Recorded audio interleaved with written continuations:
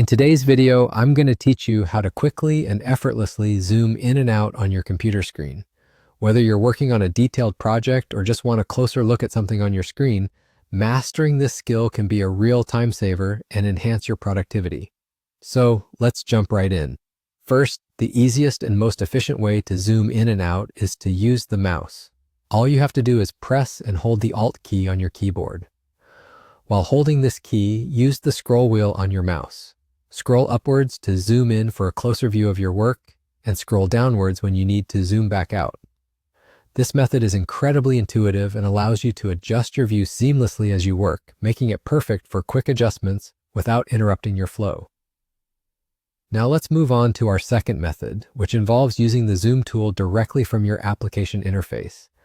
This is particularly useful when you're working within software that supports a wide range of visual adjustments.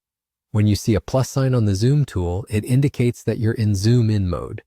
Simply click this button to get a closer look at the details. This can be especially handy in graphic design applications or when reviewing detailed images. But what if you want to zoom out for a broader perspective? Well, no worries, the zoom tool has you covered. All you need to do is press and hold the Alt key once again.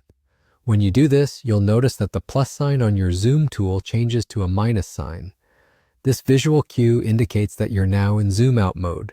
Click while the minus sign is visible, and your screen will retract, allowing you to see more of the overall picture.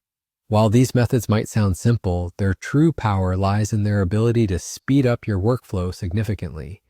Switching between these zoom levels can give you the granular focus when you need to dive into details or the broad overview necessary for big picture thinking, all without needing to head into complex menu settings or remember numerous shortcuts.